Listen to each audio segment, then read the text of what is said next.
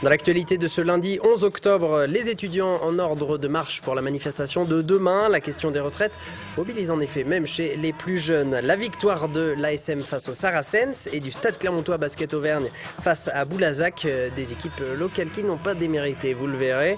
Et puis retour sur l'événement du week-end, tous les regards étaient tournés vers le ciel et vers tous ces participants à Servolix.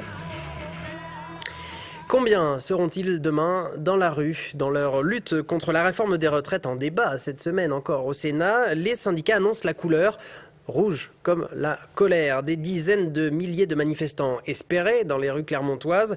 Une mobilisation qui en tout cas sera grossie par les chiffres de la jeunesse. Pour l'instant peu présents, les étudiants de la métropole se sont organisés en un comité de mobilisation. Ils ont tenu leur premier AG la semaine dernière.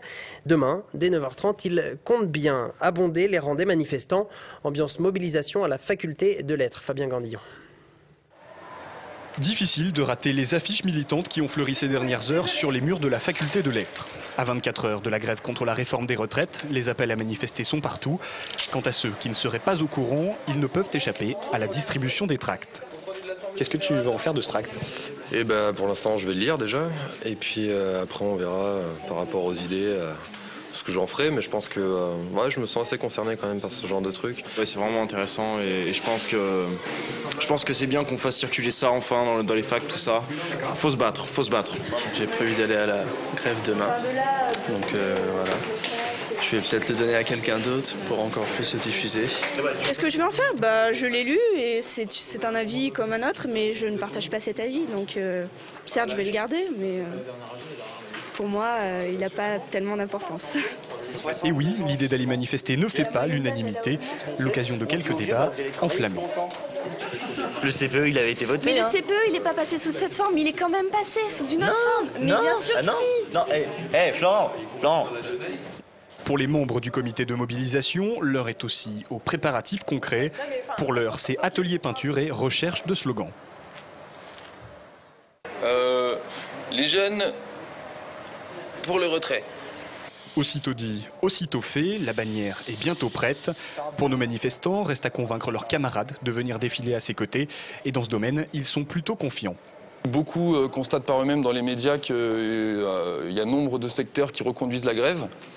Et donc ça, c'est déjà un élément important, c'est-à-dire qu'il y a une mobilisation vraiment d'ampleur qui se structure. La deuxième chose, c'est leur dire, voilà, nous aussi, en tant que jeunes, on peut se sentir concernés par cette réforme des retraites, parce que c'est aussi la question de nos emplois qui se pose. Donc c'est les convaincre sur le fond. En général, il n'y a pas besoin de les convaincre sur la nocivité de la réforme. Pour ça, ils sont déjà au courant. Des certitudes qui n'empêcheront pas un dernier petit discours en amphithéâtre. On doit être présent. Donc demain, les jeunes, à 9h30, on va tous à la manifestation. La mobilisation étudiante suivra-t-elle le discours? Réponse demain dans les rues. Et les étudiants ont d'ores et déjà prévu leur prochaine AG, ce sera jeudi pour décider de la suite à donner au mouvement. Et puis sachez par ailleurs que les syndicats appellent à une mobilisation nationale, encore une fois samedi prochain. Et pour en revenir à ce mardi, notez que les perturbations dans les transports seront nombreuses. À la T2C, tout d'abord, aucun tramway ne circulera demain de toute la journée. Du côté des bus, aucun trafic entre 10h et 14h, heure de la manif. En dehors, seules les lignes B, 3, 4, 5, 6, 9 et 12 circuleront. Vous pourrez retrouver tout cela bien sûr sur l'infoligne de la T2C que vous voyez inscrit. Les trains seront également touchés. Un train sur 3 circulera sur la liaison Clermont-Paris. Plus d'infos sur le site de la SNCF. Et enfin, du côté des avions, la ligne Clermont-Paris est touchée là aussi par des annulations de vols, mais également ceux à destination de Lyon, Amsterdam et Nice. Et puis, bien évidemment, pour l'horaire de départ de la manifestation, demain, il est fixé à 10h. Rendez-vous place du 1er mai. Une manifestation que vous retrouverez dans le JT, et puis également demain en direct sur le compte Twitter et Facebook de Clermont Première. Voilà pour toutes les infos concernant la manif. Dans la page sport de ce journal, Du rugby, tout d'abord, pour saluer la performance des jaunes et bleus à l'occasion du match de Edge Cup qui avait lieu samedi au stade Marcel Michelin.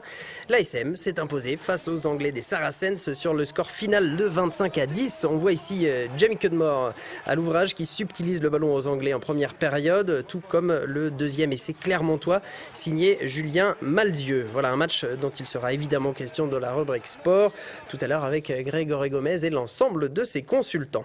Et puis parlons de ballon rond. Ce week-end a été l'occasion de fortunes diverses pour les basketteurs auvergnats. La Jeanne d'Arc de Vichy s'est inclinée samedi soir à Chalon-sur-Saône, 76-69.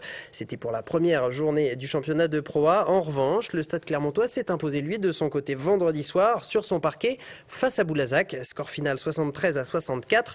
C'était là la seconde journée du championnat de Pro B et Martial Delecluse était sur place. Des cris de joie pour saluer le premier succès du Stade Clermontois cette saison face à l'un des candidats à la montée en Pro A. Les hommes de Régis Racine ont fait mieux que résister. Devant leur public et face à leur ancien coéquipier William Grady, auteur de 15 points vendredi soir, Karim Ouattara, Mathieu Guichard et leurs camarades de jeu ont montré qu'ils étaient capables de faire chuter les plus grosses écuries du championnat de Pro B.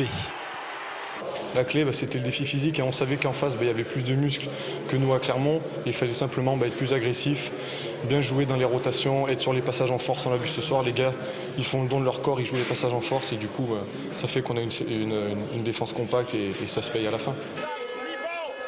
Archi dominé il y a 10 jours à Fos-sur-Mer pour le coup d'envoi du championnat, les Clermontois ont fait preuve vendredi soir de force mentale pour redresser la barre et lancer leur saison sur les bons rails. À l'image de leur meneur américain monté sur ressort, les basketteurs auvergnats ont bien l'intention de jouer les troubles faites.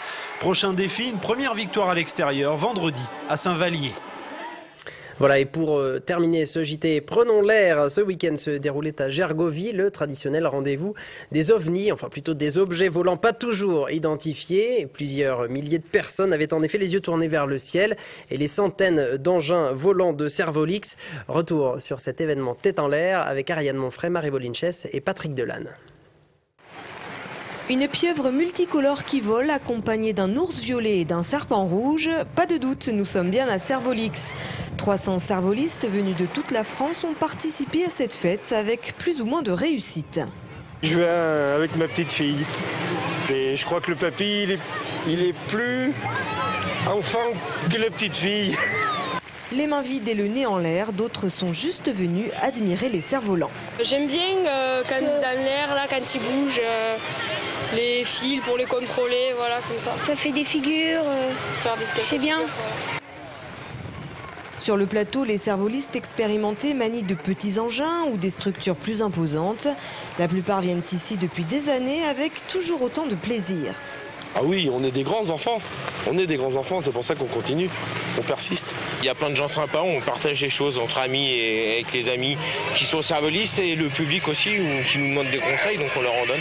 Mais ce qui fait de Servolix un festival unique, c'est son cadre, le plateau de Gergovie à 2 pas du Puy-de-Dôme. C'est complètement atypique et c'est complètement fou pour eux parce que les vents sont tournants, les vents sont capricieux, mais ils se font plaisir, ils viennent parce qu'ils ont un paysage à 360 degrés qui est exceptionnel. Chaque année, Servolix attire plus de 30 000 visiteurs et cette année, la fréquentation a été dopée par un autre genre d'engin volant, les Alpha Jets de la Patrouille de France. Voilà, c'est la fin de ce JT. Dans un instant, la météo. Et puis, vous retrouverez l'interview de Jean-Michel Jarre, qui était passé en mai dernier sur ce plateau. Il évoquera son nouveau spectacle dont il fera la démonstration ce mercredi au Zénith d'Auvergne. Toute l'actu locale est aussi en ligne. Retrouvez votre JT sur clermontpremière.com.